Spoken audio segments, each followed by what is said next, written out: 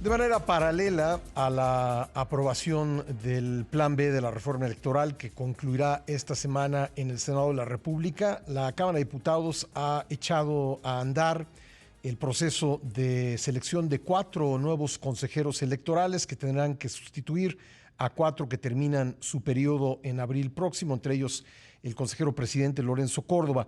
Se integró, como aquí le informé, el Comité Técnico de Evaluación, pues no sin algunas observaciones en el sentido pues de la objetividad que tendrá este comité en la selección de los perfiles que integrarán 4 quintetas para que de esas quintetas salgan los nuevos consejeros.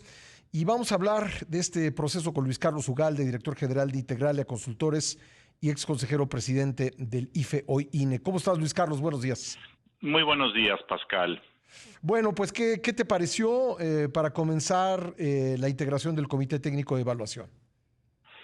Pues en general me preocupa porque de los integrantes, los últimos que nombraron en la Cámara de Diputados, las 3 personas, todos ellos tienen vínculos públicos y emocionales con el gobierno y más que con el gobierno, con el llamado movimiento político ideológico de la Cuarta Transformación. Y esto ha quedado patente. Uno de ellos incluso, bueno, 2 de ellos yo he leído posiciones a favor de la reforma electoral, en contra del INE. Entonces, esa postura pública que tienen, uno de ellos es editorialista del periódico La Jornada, Enrique Galván, otro de apellido Reper es un activista, es un abogado electoral y un activista, a favor del obradorismo, la otra trabajó como administradora de la Guardia Nacional. Entonces esto me preocupa porque pueden adoptar una postura de tratar de escoger gente cercana ideológicamente al gobierno, militantes o activistas. Entonces, pues es una alerta roja, estoy preocupado. Las otras personas del comité, pues ya veremos, no los conozco. Bueno, 2 de ellos sí los conozco y creo que tienen una muy buena formación, que es Maite Azuela y Sergio López Ayón. Los otros 2 no los conozco, pero digamos que me preocupa lo que estoy viendo. Eh, ¿Podría entonces configurarse una mayoría en este comité que tiene 7 miembros, una mayoría que ponga a aspirantes a modo, digamos, en estas 4 quintetas? Sí, ese es el riesgo, aunque también hay que decir que hay una serie de requisitos que se deben cumplir, es decir, Ujú.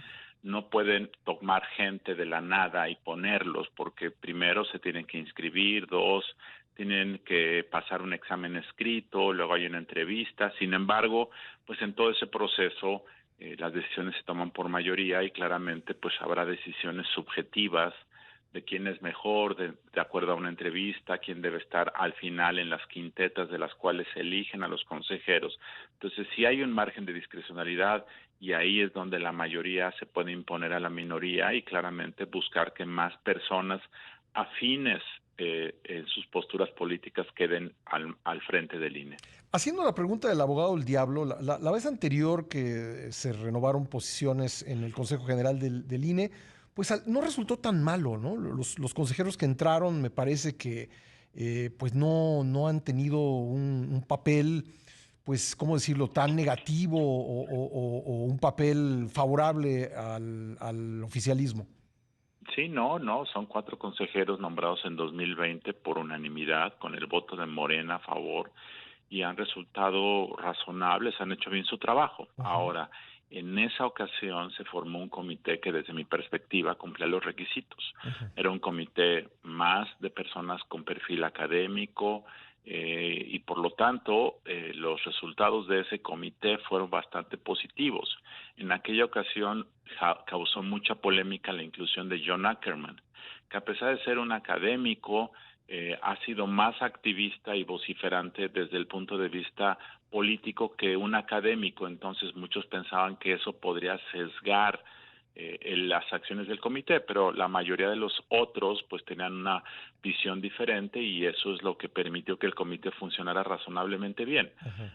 Hay que darle el beneficio de la duda a este comité, sí hay que dárselo, pero me preocupa mucho porque hemos visto que en esta concepción de la Cuarta Transformación lo que importa no son las instituciones, sino el proyecto de cambio histórico, y que el presidente López Obrador ha dicho que aquellos que son neutrales son traidores. Entonces, bajo esa visión, necesitas nombrar gente que esté comprometida con el cambio de López Obrador, si no son unos traidores. Esa es la concepción que hay.